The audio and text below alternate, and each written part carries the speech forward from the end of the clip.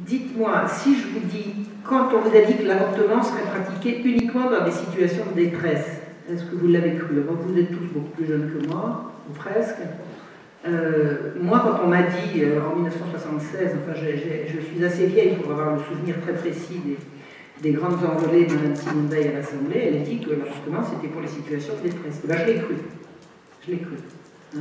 Et je pense que je ne suis pas la seule à l'avoir cru. Ensuite, quand on nous a dit que le Pax ne deviendrait jamais le mariage pour les personnes de même sexe, peut-être que vous l'avez cru. Moi, j'ai commencé à avoir des gros doutes. Je ne l'ai pas vraiment cru. Enfin, nous admettons que je voulais bien essayer de faire semblant de le croire. Et quand on vous a dit que le mariage pour tous ne serait pas la gestation pour autrui, vous avez sans doute compris que ça allait arriver dans le nez. Ça y est. D'accord? Alors, si je vous dis aujourd'hui qu'on prépare l'interdiction, je dis l'interdiction pour les parents de s'opposer à une opération de changement de sexe pour leurs enfants, là maintenant vous allez me croire. Vous allez être obligé de me croire. Parce que vraiment, le plan qui se dessine est de plus en plus évident, de plus en plus monstrueusement évident. L'information est tombée, il y a quelques semaines, sur un site observatoire de la famille qui s'appelle Family Watch. On annonce que les gouvernements devront exclure les souhaits des parents qui s'opposent à la transformation hormonale et chirurgicale de leurs enfants désireux de changer de sexe. C'est-à-dire qu'on se prépare à interdire aux parents de s'opposer à une opération de changement de sexe, je mets des guillemets. Personne au monde n'a jamais changé de sexe. Je répète, personne au monde n'a jamais changé de sexe. On va donc interdire aux parents de s'opposer à cette mascarade criminelle. Donc alors c'est pas une décision, hein. Ça n'est qu'une préconisation, mais c'est quand même toujours comme ça que ça commence. Alors, cette préconisation est tirée d'un journal qui s'appelle Journal of Medical Ethics, journal d'éthique médicale, revue professionnelle américaine, qui n'a certainement pas pouvoir décisionnaire. Mais elles n'ont jamais pouvoir décisionnaire. Et c'est pourtant comme ça que ça se termine. Voici ce que dit ce journal américain, je cite. JME, Journal of Medical Ethics, poursuivra sa pratique de longue date consistant à s'engager dans des questions moralement controversées d'une manière qui ne porte pas de jugement et vise à la discussion scientifique et critique des questions morales en médecine et en soins de santé. Ça veut dire qu'on va discuter de questions morales avec une approche scientifique et critique. Alors c'est moral ou c'est scientifique? C'est l'un ou c'est l'autre? L'éthique médicale semble un contresens. Eh bien, on va remplacer la morale par la science. Et la science, je vais vous raconter laquelle. Où nous sommes en fait au cœur du sujet, quand on parle de science contre la morale. Je vais vous donner un fait divers, que vous connaissez peut-être, mais peut-être pas. En octobre 2018, on a rapporté qu'une petite fille de 4 ans avait été violée dans la cour de récré par 3 bambins de son âge. On a dit violer, c'est-à-dire brutaliser, entraver, immobiliser, déshabiller et pénétrer. L'année précédente, elle avait déjà subi la même chose au même endroit, dans la même école, quand elle avait donc 3 ans. Je vais vous dire quelle a été la réaction de Michèle Créoff, vice-présidente du Conseil national de la protection de l'enfance. Mais là, elle est placée pour parler, n'est-ce pas? Ce type d'acte n'est pas fréquent, mais pas exceptionnel non plus. On est à l'âge des premiers émois, à un stade de développement où la curiosité émerge notamment au niveau sensoriel et sexuel. Alors vous avez bien entendu ce que dit cette dame, les premiers émois consistent désormais à violer les camarades à l'école maternelle. C'est ça qu'on a voulu comme évolution du monde. Vous avez voulu ça? Vous connaissez des gens qui ont voulu ça autour de vous? C'est quand même ça qui se prépare, excusez-moi. Eh bien, depuis quand la curiosité des enfants se porte-t-elle sur le sexe? Parce que les enfants sont curieux, nous sommes tous d'accord. De quoi parlons-nous? Eh bien, la curiosité des enfants se porte sur le sexe depuis quelques décennies déjà, depuis l'invasion du porno. Avant, ça n'était pas le cas. Depuis l'invention des droits sexuels. Les droits sexuels sont des droits universels, sans distinction de sexe, de genre ou d'âge. Tout le monde, à tout âge, a ses droits sexuels. Et depuis que l'éducation à la sexualité est obligatoire à partir de l'école maternelle. Est-ce que vous comprenez ce que signifie à la sexualité en lieu et place de sexuel. Éducation sexuelle, c'est l'éducation prétendument à ce que c'est que la reproduction sexuelle, puisque nous sommes des êtres, nous reproduisons par le sexe. Et on a transformé l'éducation sexuelle en éducation à la sexualité obligatoire à partir de la maternelle. Et bien, le résultat, c'est ce que je viens de vous raconter. Et depuis que les enfants sont sexualisés par un monstrueux programme mondial de destruction de l'enfance et de la famille. Ça secoue depuis le haut jusqu'en bas, absolument partout, et ça part du sommet. Figurez-vous que l'UNICEF a affirmé l'année dernière que la pornographie n'est pas toujours nocive pour les enfants. Pas toujours. Il y a donc une bonne pornographie. Je rappelle, pour le cas où vous ne le sauriez pas, parce qu'on ferait quand même doucement rigoler, que la pornographie, c'est l'exhibition explicite d'actes sexuels sans aucune retenue. Il y a une bonne pornographie pour les enfants. Donc, comment va-t-on faire pour éviter la mauvaise pornographie? Eh bien, en promouvant la bonne. On va donc promouvoir la bonne pornographie auprès des enfants. Il faut voir une chose en face. Les grandes agences des Nations Unies font depuis des décennies à présent la promotion de la sexualisation des enfants dès leur plus jeune âge. Ça passe par une éducation à la sexualité obligatoire à partir de l'école maternelle. Et qu'est-ce qu'on vient de nous dire? L'école va être obligatoire à partir de 3 ans. C'est-à-dire que dorénavant, vous n'avez aucun moyen d'empêcher, sauf résistance la plus virulente possible, il n'y a plus aucun moyen légal d'empêcher qu'on vienne chercher vos enfants chez vous pour les gaver de sexe à l'école. Les programmes sont absolument explicites. Il suffit de cliquer sur Internet pour les ouvrir. N'importe qui peut le faire. Quantité de gens l'ont fait. Et jusqu'à présent, enfin moi, chaque fois que j'ai voulu ouvrir ces programmes, il n'y a toujours pas de censure, tout le monde y a accès, on peut voir ce qui se passe. Alors, ils portent tous l'estampille de l'ONU. Vous avez l'Organisation mondiale de la santé, qui est l'agence de l'ONU qui s'occupe de la santé, l'UNICEF, l'agence de l'ONU qui s'occupe de la culture, non, qui s'occupe de l'enfance, l'UNICEF, l'UNESCO qui s'occupe de la culture, et le Conseil économique et social des Nations Unies, suivi par toutes les agences de l'Europe et tous les États et toutes les nations européennes. Enfin, les nations, si encore on peut appeler ça comme ça, et États, si on peut encore appeler ça comme ça également. Donc tous les gouvernements qui se sont succédés depuis des dizaines d'années reprennent ce programme.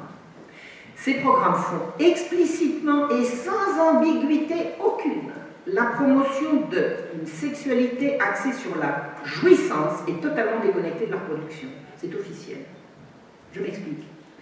Vous croyez qu'un sexe, ça sert à rencontrer un autre sexe pour faire un bébé? Parce qu'à l'origine, c'est quand même ça de quoi on parle. La sexualité, c'est ce qui touche à la reproduction. Pas du tout. La sexualité, maintenant, c'est ce qui touche à se faire plaisir. C'est-à-dire qu'on a remplacé le but de la sexualité par son moyen. Le but, c'est la reproduction de la vie, le moyen, c'est le plaisir. Si on ne prenait pas le plaisir à faire l'amour, on ne ferait pas de bébé. C'est comme ça depuis que le monde est monde. Eh bien, on a renversé les choses. Maintenant, on fait l'amour pour prendre du plaisir, et le bébé, il est en trop. Il est jeune, puisqu'il n'est plus au programme. Donc maintenant, on va promouvoir, et c'est dans les textes, hein, une sexualité axée sur la jouissance. On va promouvoir, et c'est dans tous les textes, je l'ai dit un jour sur une vidéo, et il y a une certaine, je ne vais pas faire de diffamation ici, mais elle se reconnaîtra si elle m'écoute, qui venait dire « c'est même pas vrai, on n'a jamais dit ça ». Ben si, j'ai retrouvé des textes. On apprend la masturbation dès les petites classes. On leur apprend, c'est-à-dire que des gosses qui ne pensent pas, qui n'ont pas pensé, à qui on n'a pas encore montré, ben on va leur montrer. Alors,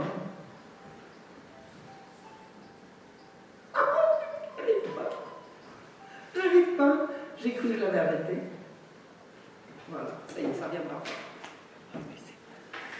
Donc, on a ça dans tout, j'ai trouvé ça dans plusieurs programmes émanant des Nations Unies, dans tous les programmes d'éducation à la sexualité. Il est question entre 0 et 5 ans. 0 et 5 ans, c'est d'emblée, c'est tout de suite. Hein. L'initiation au plaisir qu'on prend avec soi-même, c'est ce qui s'appelle la masturbation. C'est explicite, c'est dans tous les cours. On va promouvoir toutes les perversions sexuelles, sodomie en tête. Alors, je vais vous donner une explication. Alors, attendez, il y a un préalable que je dois faire à chaque fois, je ne l'ai pas fait ici, j'ai l'habitude de le faire. Je vais choquer, c'est pas par plaisir, c'est comme ça. Excusez-moi. Je vous demande pardon d'avance parce que je sais que je vais vous choquer. Je vais employer des mots qui sont à la fois crus et des images explicites qui sont vraiment parlantes. Mais on va y aller quand même parce que c'est ça qu'il faut dénoncer. Eux ne se gênent pas. J'ai vu dans un programme imposé aux écoles québécoises, Canada français, je suppose que c'est pas avec le Canada, des écoles qui montrent ce qu'on va apprendre aux enfants dans les petites classes, et notamment on va leur faire un dessin des dessins en 4 couleurs, grand format, le plus explicite possible, de l'appareil génital masculin et féminin. L'anus est mis dans l'appareil génital. Sans commentaire. On va promouvoir l'avortement sans le consentement des parents. C'est-à-dire que j'ai lu des textes qui disent, toute honte but, on va donner l'autorisation, on expliquera aux filles qui veulent avorter qu'elles peuvent en parler à leurs parents. Il ne manquerait plus qu'on leur interdise. Est-ce que vous imaginez qu'une fille qui va à l'infirmerie parce qu'elle n'a pas ses règles, qu'elle est au bord des larmes parce qu'elle croit qu'elle va être enceinte, elle va tout de suite aller dire, mais attendez, je vais d'abord en parler à mon père. C'est-à-dire qu'on dresse les enfants contre leurs parents, on leur donne la possibilité de se passer, non seulement de leur consentement, mais même de les informer. Donc on va donner l'autorisation, la possibilité aux infirmeries de donner des pilules abortives, hein, des avortements les plus rapides et les moins intrusifs possibles, je veux dire sans hospitalisation, à des gamines dont les parents ne seront jamais mis au courant. Ça va se passer à l'infirmerie. Et c'est dans les textes, c'est pas comme ça. C'est pas que c'est une pratique, c'est que c'est préconisé. On va banaliser, j'ai vu ça dans beaucoup de textes, la prostitution. Alors on ne dit pas la prostitution, c'est un gros mot. On dit les relations sexuelles transactionnelles, c'est plus joli. C'est plus joli. Alors ça veut dire quoi? Ça veut dire que t'as pas assez d'argent de poche? Arrangez ça. On va arranger ça. Mais attention, tu prends des risques. Alors on va expliquer aux filles qui couchent comme ça pour avoir un téléphone portable ou pour mettre de l'essence dans leur bagnole, on va leur expliquer que si elles ne se protègent pas, elles risquent d'attraper des sales maladies. C'est-à-dire qu'il ne va pas y avoir de barrière morale à la prostitution, il va y avoir une barrière sanitaire. Sanitaire. Attention, prostitution, c'est dangereux. C'est pas immoral, c'est pas dégradant. C'est dangereux pour la santé. Et la santé, ça c'est important. On en a tous entendu parler de l'importance de la santé ces 2 dernières années. Vous avez vu comment ça se passe. On marginalise dans tous ces programmes les valeurs familiales qui sont dénoncées comme contraignantes, liberticides et oppressives. Toute la morale familiale est considérée comme un obstacle à l'épanouissement des jeunes. Les jeunes ont, tout le monde, des droits sexuels. Alors les droits sexuels, c'est le point de jouer, on l'avait compris, mais là nous nous occupons précisément des droits sexuels tels que comme ils s'adressent aux enfants, y compris aux petits-enfants, les adolescents et les petits-enfants. On leur explique que toutes les valeurs familiales sont un obstacle à leur épanouissement sexuel. Donc, il suffit de rajouter sexuel à liberté sexuelle, épanouissement sexuel, bonheur sexuel, équilibre sexuel, et puis ça passe. Ça passe. Donc papa est un empêcheur d'être heureux. Maman, c'est la même chose. Donc on va dresser méthodiquement les enfants contre l'autorité de leurs parents. Alors moi je suis d'une génération, je suis née en 1950. J'avais donc 17 ans en mai 68, 18 ans dans la foulée. Je me souviens très bien que la première conséquence palpable et durable de mai 68, ça a été la remise en cause de l'autorité des parents. Et quand vous n'avez plus d'autorité au-dessus de votre tête, c'est la tyrannie. C'est la tyrannie du plus fort, c'est la tyrannie du groupe, c'est la tyrannie du plus braillard, c'est l'horreur. C'est l'horreur. Dès que vous n'avez plus une autorité à la fois tutélaire et protectrice, c'est la loi de la jungle. Et c'est comme ça que ça se passe. Donc, c'est une descente. Le mai 68 s'adressait aux adolescents que nous étions. C'est-à-dire que l'adolescence a été définie comme une période qui se révoltait contre l'autorité abusive des parents, contre l'incompréhension des parents. Là, on s'adresse à des gosses à la maternelle. Ça fait combien? 50 ans? Les 68, 60 ans? Ouais, peut-être 50 ans. C'est ça? En 50 ans. On a fait baisser ces horreurs de 18 ans. On va s'adresser maintenant aux tout petits pour leur dire, si maman n'est pas d'accord, change de nom. Je ne sais pas si vous avez vu, il y a une vidéo qui est passée il y a quelques temps, elle a fait le buzz sur Internet. On voyait une espèce de petit garçon complètement efféminé, habillé en rose avec des paillettes, enfin, une espèce de petit monde trans, qui expliquait « Ah, maman, si mes parents ne sont pas d'accord, écoutez, c'est pas difficile, moi je change de parents. » Et on s'est passé ça dans les vidéos pour les mômes qui trouvent ça sur leur téléphone. Ben oui, papa il m'a dit non, alors papa m'opprime. Maman m'a dit non, maman m'opprime. Et ça fait partie des programmes. On explique aux gosses que leurs parents sont là pour les aider et les conseiller, jamais pour décider à leur place. Il s'agit donc, alors, ces programmes promeuvent l'adoption comme un droit, le droit d'adopter. Est-ce que vous vous rendez compte de ce que signifie le droit d'adopter? Il ne peut pas y avoir de droit à l'adoption sans un droit sur les enfants qu'on n'a pas fait. C'est un droit sur les enfants des autres. Imaginons que vous ayez une société dans laquelle il y a systématiquement, ex nihilo, sortant de nulle part, une grande quantité d'enfants sans parents. Imaginons. Bon, vous pouvez imaginer, vous avez le droit, éventuellement. Mais ça n'existe pas. Tous les enfants ont des parents. Donc pour inventer un droit à l'adoption, il faut rendre des enfants disponibles à l'adoption, et vous avez compris comment, on va donc les retirer à leurs parents légitimes, par le biais de tout ce que je vous ai annoncé précédemment. On va également, dans tous ces programmes, criminaliser systématiquement l'autorité parentale. C'est-à-dire qu'une loi est passée, il y a 2-3 ans, qui interdit la fessée. Comment voulez-vous interdire la fessée, qui est quand même une pratique qui se joue dans l'intimité familiale, comment voulez-vous interdire la fessée sans vous donner les moyens de savoir si elle existe? C'est-à-dire sans opérer un flicage monstrueux dans toutes les familles. Comment voulez-vous faire? Donc, interdire la fessée, c'est d'emblée faire sauter en éclats l'intimité familiale. Alors, j'ai eu le pays qui était le plus pionnier en matière de cette horreur d'interdiction de la fessée, c'est la Suède. J'ai vu un reportage un jour qui expliquait que il y a la Suède, puis il y a l'Allemagne aussi après, puis il y a l'Angleterre, enfin, ça se rapproche. La France a beaucoup résisté, puis ça y est, elle a cédé. J'avais vu un reportage qui expliquait qu'une famille qui veut faire céder un gosse qui fait un caprice. Alors, qui c'est qui connaît un gosse qui n'a jamais fait de caprice ici? C'est quoi le caprice? On teste l'autorité. Hein. Le gosse qui fait un caprice, il voit jusqu'où il peut aller, il teste l'autorité. Si en face, il n'y a pas d'autorité, ou si en face, vous avez des parents terrorisés qui disent « mais si jamais je ne fais pas ce qu'il faut, vous m'enlevez », vous avez des scènes absolument hallucinantes où la tension monte, où le gosse devient tout puissant, où les parents sont terrorisés. Eh bien, imaginez-vous qu'en Suède, qu'est-ce qui s'est passé? Alors un jour, peut-être 50 jours, hein, je vous donne un exemple, hein, c'est un exemple parmi tant d'autres. Un gosse dans la cour de l'école, la cour de récré, a raconté « Hier, ma mère m'a menacé de m'envoyer une claque. » Le soir, le gosse poussait en foyer.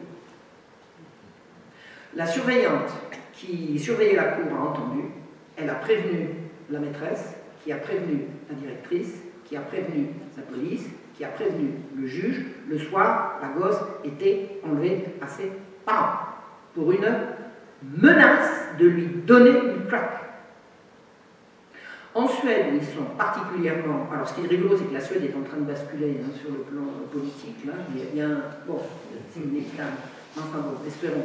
Parce que oui, ils ont été très très loin. J'ai vu la suite d'un reportage, de ce reportage, qui racontait que les travailleurs sociaux organisent dans les écoles des groupes de parole. Alors, on fait mettre les enfants en rond et puis on lance la discussion. Et puis c'est comme ça qu'on sait. Bah, moi, ma maman, elle m'a dit que, et puis mon papa, il m'a dit que. Et ensuite, on fait des signalements, et ensuite, les services sociaux passent dans les maisons et arrachent les gosses pour leur bien. On est d'accord? Pour leur bien. Pour leur bien. En Allemagne, c'est devenu absolument terrifiant. Des parents, on a retiré des enfants à des parents qui s'étaient opposés à la présence de leur petite fille de 4 ou 5 ans à un cours d'instruction à la sexualité, comme je vous ai dit, absolument explicite. La gosse y était allée une fois, elle était rentrée à la maison en larmes, elle avait dit papa, il y a ci, il y a ça, on appelle ça le vagin, le truc, l'érection. La gosse, elle avait l'estomac au bord des lèvres, elle pleurait, elle voulait pas y retourner. Le papa lui a dit demain, tu n'iras pas au cours d'éducation sexuelle, et le père s'est retrouvé en prison. En prison. D'accord? Alors, on n'a pas encore ça en France, mais ça se prépare. C'est-à-dire que les parents qui osent s'élever contre les droits sexuels de leurs enfants risquent non seulement qu'on leur enlève leurs enfants, ce qui est une pratique de plus en plus courante, mais également que eux terminent en prison. Et là, je ne vous raconte pas des risques, je vous raconte des faits absolument authentiques. Donc l'interdiction de la fessée, elle est passée en France il y a quelques temps. Alors vous aviez un certain Cohn-Bendit qui trouvait ça absolument génial. Lui, on se faire tripoter la baguette par des petites filles, ça ne me choque pas, mais qu'on puisse envoyer une gifle à un gosse qui fait un caprice, alors là, c'est l'atteinte aux droits de l'homme. Vous voyez ce que je veux dire? Donc en fait, on criminalise la morale traditionnelle et on criminalise toute religion qui s'oppose aux droits sexuels dès la naissance. Est-ce que vous connaissez une religion qui ne s'oppose pas aux droits sexuels dès la naissance? Voilà, la seule religion qui ne va pas s'y opposer, c'est celle que ces gens-là nous préparent. Ils nous préparent une espèce de religion syncrétique, synthétique, là, qui va tout mélanger, et qui va commencer par dire les droits sexuels d'abord, et puis après, tous unis derrière le grand Manitou, le grand Mamamouchi, mais c'est-à-dire qu'on va éliminer toutes les grandes religions traditionnelles. Il n'y a pas de pire ennemi pour ces gens que la tradition. Tout ce qui s'est fait dans le passé est considéré comme devant être aboli, oublié. Et croyez-moi, une bonne formule pour savoir si quelque chose est bien ou pas, posez-vous la question, comment auraient fait nos grands-parents, nos arrière-grands-parents, nos aïeux, et c'est la plupart du temps vous trouverez la réponse. Parce que si notre civilisation vient de tellement loin, c'est qu'elle a fonctionné. Et si elle ne fonctionne plus, c'est parce qu'on a tout changé. Donc, on nous annonce par petites touches la fin programmée de toute décence, de toute autorité et de toute morale. Il n'y aura plus de morale, puisqu'on a remplacé la morale par la science. D'accord? La morale, c'est quoi? C'est le bien et le mal? Ah! Ça va être scientifique ou pas scientifique. Ça s'appelle le renversement officiel des valeurs. On renverse tout. Ce qui était bien hier devient mal aujourd'hui. Donc on connaît les promoteurs de ces valeurs. On sait en France que c'est essentiellement le catholicisme qu'ils ont visé, mais l'islam en prend plein la figure également. Il ne faut pas se faire d'illusions, c'est clair et net. Leurs arguments se partent des oripeaux d'une science fallacieuse qui affirme que le sexe est une distraction et que les enfants y ont droit dès la naissance. Alors le sexe est une distraction, je pense que c'est à ça qu'on peut le résumer. Pour ces gens-là, pourquoi avons-nous un sexe? Pour faire jouer avec. Mais vous savez, pour se reproduire, il y a des utérus artificiels, il y a des couveuses, et c'est au programme. On n'aura plus besoin de se rencontrer, de se connaître charnellement pour faire des bébés. On fera ça par l'intermédiaire des couvettes. Et pour le reste, eh bien, tout sera permis. Tout sera permis. Alors, le sexe est une distraction, et je vous ai dit, les enfants y ont droit dès leur naissance. Alors, vous avez compris ce que ça veut dire dès leur naissance? À la naissance, les enfants ont un sexe pour jouer avec. Tout le monde le dit, c'est dans tous les programmes, et c'est scientifique. Savez-vous d'où vient cette science qui prétend que les enfants sont sexuels dès la naissance? Eh bien, c'est ce qu'on affirme depuis le rapport Kinsey, Alfred Kinsey, qui a publié, un Américain, qui a publié en 1948 et en 1952, donc à 4 ans d'intervalle, et c'est repris ad nauseam par absolument tous les professionnels de l'éducation et de la santé, suivant les conseils et instructions de grands malades qu'on appelle les sexologues. Voilà, donc les théories de Kinsey sont reprises par les sexologues. Ces théories sont nées juste après la guerre en Amérique, 48 et 52. En France, on les entend depuis 1968. Ça fait donc plus de 50 ans que ça dure. Et que quoi dure? Que les enfants sont sexuels dès la naissance, mais au fait, comment c'est? Parce que les enfants l'ont dit. Alors, que raconte le rapport Kinsey? Alors, Kinsey, Alfred Kinsey, il est mort dans le courant des années 50, c'était un Américain. Cheveux en brosse, nez papillon, bonne bouille. Il avait une femme qui traînait partout avec lui. C'est un petit fichu carré, petit sourire dans le dos. on les voyait, lui fumant la pipe et elle tricotant dans un canapé au coin du feu. Vous voyez l'image? Bon. Alors, il y a quelqu'un qui n'a jamais entendu parler de Kinsey ici? Non, je crois que tout le monde connaît. Non. C'est un peu flou, je vais rentrer dans les détails. Kinsey est un monsieur qui raconte que la sexualité, sous n'importe quelle forme qu'elle se pratique, est toujours bonne. Tout ce que vous faites pour plaisir du sexe, c'est bien. Pourquoi? Parce que c'est comme ça. Il n'y a pas d'âge pour s'y adonner. Un enfant ne peut pas être victime d'un adulte qui a eu avec lui un rapport sexuel. C'est l'hystérie de ses parents qui le trouble par le fait lui-même, pas par le fait lui-même dont il a forcément joui. C'est-à-dire que M. Alfred Kinsey explique qu'il n'y a pas de viol d'enfant. Les enfants sont forcément d'accord. Et si un enfant va mal, c'est parce que ces crétins de parents ont poussé des hurlements. Et c'est le hurlement des parents qui trouble l'enfant. Et il explique que la plupart des Américains, quoi qu'ils en disent, pratiquent la sodomie à tout va, l'avortement en masse et l'adultère sans complexe. Or, l'année où Kinsey fait son premier rapport en 1948, l'Amérique a d'elle-même l'image de « on arrive vierge au mariage, on est fidèle toute sa vie, quand on est enceinte, on accouche, et puis on transmet des valeurs à ses enfants et on se marie une fois. On se marie une fois, c'est pour la vie. On se marie par amour et c'est pour la vie. » La publication de ce rapport, alors le rapport Kinsey qui s'est appelé « Sur la sexualité masculine » en 1948 et « Sur la sexualité féminine » en 1952, la publication de ce rapport à la sortie de la Seconde Guerre mondiale a traumatisé toute une Amérique glorieuse et morale et fière de ses valeurs. C'est en montrant une réalité insoupçonnée qu'on a changé de paradigme et que les valeurs ont été inversées. C'est ce rapport Kinsey qui a déclenché la révolution sexuelle. C'est-à-dire qu'avant le rapport Kinsey, l'Amérique a d'elle-même l'image d'une Amérique vertueuse et familiale, et brusquement elle découvre que tout le monde couche avec tout le monde, qu'on avorte à qui mieux, que la sodomie, wow, vous n'avez pas écouté, vous êtes complètement ringard, etc., etc. Donc ce rapport a été tellement pris au sérieux que l'Amérique a révisé tout son code pénal. C'est-à-dire que vous aviez un code pénal comme partout qui dit que les atteintes contre les femmes et les enfants, c'est gravement puni. Ben, maintenant, c'est plus le cas, puisqu'elles sont d'accord. Puisqu'ils sont tous d'accord. Le code pénal américain a été révisé suite au rapport Kinsey. Alors, je vais faire une petite révision de avant et après. Avant le rapport Kinsey, le sexe, c'est l'affaire du mariage, et le mariage est l'affaire d'une vie. La fidélité est une valeur sûre. C'est bien la fidélité. Je suis fidèle, mon mari est fidèle, nous sommes fidèles, c'est une valeur. L'autorité paternelle est évidente, elle coule de source. Papa a dit non, bon, c'est tout. S'il a dit non, c'est non. Papa n'a pas discuté, puisqu'il a dit non. Papa est protecteur et maman nourricière. Maman me fait à manger, maman me protège, incidemment. Vous connaissez la chanson qui a été reprise par Mozart, « À vous dirai-je maman » ? À vous dirai-je maman, ce qui court maintenant. Cette chanson, à l'origine, je la connais pas par cœur, c'est une chanson d'amour à sa maman. C'est une chanson d'amour à sa maman. Elle date de 1771. C'est un petit enfant, je ne sais pas si c'est un garçon ou une fille, qui explique tout ce qu'il doit à l'amour de maman, à la présence de maman, à la douceur de maman.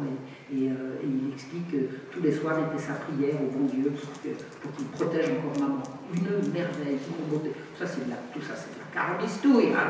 Qu'est-ce que c'est que ces imbécilités? Alors, maman n'est pas nourricière, maman maintenant elle est chef d'entreprise ou elle est exécutive woman de je ne sais pas trop quoi. Vous voyez ce que je veux dire? On ne parle jamais de sexe devant les enfants dans cette Amérique-là. On ne parle pas de sexe devant les enfants, mais jamais. On ne parle pas de ces choses-là devant les enfants. Écoutez, j'ai un souvenir, c'est rigolo. Je me souviens de ma mère me disant à propos d'une de mes amies, j'avais une copine à l'école, j'ai dit maman, j'aimerais bien aller chez elle à goûter. Elle me dit mais Marion, je t'explique, ses parents sont.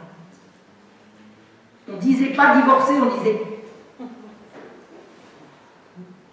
on disait pas accoucher, on disait. On ne parlait pas de ces choses-là devant les enfants.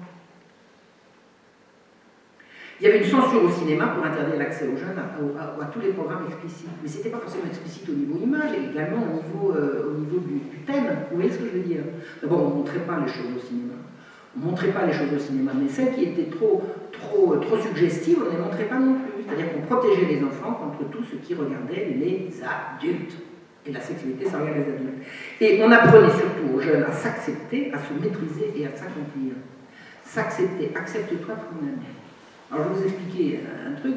Moi, quand j'étais adolescente, j'ai poussé comme une asperge. Vous avez vu comme je suis grande.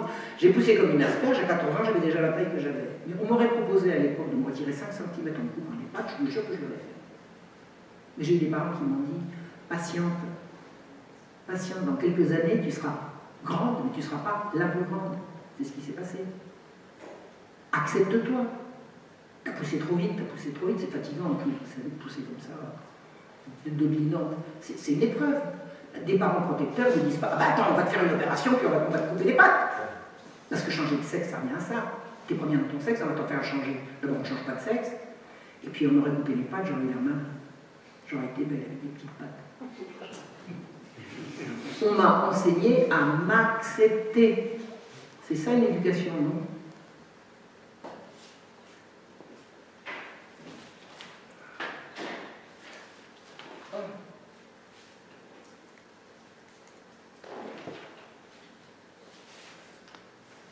Depuis cette révolution Kinsey mai 68, parce que c'est un seul et même mouvement, maintenant on couche pour s'amuser.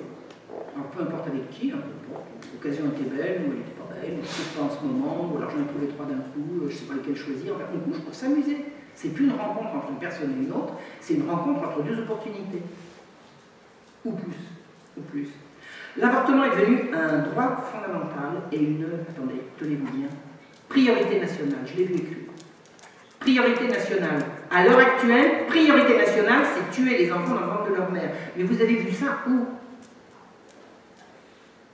On est passé de l'avortement dans les cas extrêmes pour aider la mère à se sortir de situations inextricables, encore qu'il y a d'autres moyens de se sortir de situations qui sont inextricables que parce qu'on le veut bien, mais en admettant. À maintenant, priorité nationale. Et alors, t'es enceinte, bon, tu vas avorter où? Attendez, on ne pose jamais bienvenue à la vie. On ne pose jamais, t'as besoin d'aide pour aider le petit. On ne pose jamais, comment tu vas l'appeler? Tu vas avorter comment? C'est devenu une priorité. Et je l'ai vu dans des textes, je l'ai vu dans des textes émanant enfin, des textes tout à fait officiels, d'agences régionales de santé. Alors maintenant, vous savez, les sages-femmes, qu'est-ce que c'est qu'une sage-femme? C'est une accoucheuse. Maintenant, ce sont des avorteuses. Ça fait partie elles font des stages accélérés pour apprendre à avoir. Alors, l'avortement, c'est ce que je vous ai expliqué tout à l'heure, on le pratique à l'insu des parents, à l'infirmerie des écoles. Mais vous avez retenu, on n'interdit pas aux gosses d'en parler à leurs parents. C'est gentil. On promeut partout l'homosexualité et on invente un nouveau délit, l'homophobie. Alors d'abord, le mot ne veut rien dire. Homosexualité, ça ne veut rien dire non plus. Parce qu'on ne peut être sexué qu'à partir du moment où il y a un sexe opposé, sinon c'est pas du sexe. Donc homosexualité, c'est un euphémisme. Avant, on disait inverti. On peut dire tout simplement sodomite, ça ira plus vite, pour ce qui concerne les hommes. Mais on ne le dit pas, donc on a inventé homophobie, c'est-à-dire il y a un délit maintenant qui consiste à avoir peur, une peur. Attendez, si on a peur, c'est qu'on est malade. Donc il n'y a pas raison que ce soit un délit, mais admettons. Une phobie, c'est une peur, c'est une peur panique. Peur panique de l'homosexuel. Alors il y a des gens qui ont des peurs paniques de l'homosexuel, je ne sais pas où vous avez vu ça. En tout cas, on a inventé un délit de l'homophobie, et selon une formule assez bien ficelée qui concernait une autre catégorie de gens, qu'est-ce qu'un homophobe? C'est quelqu'un que le lobby homosexuel n'aime pas.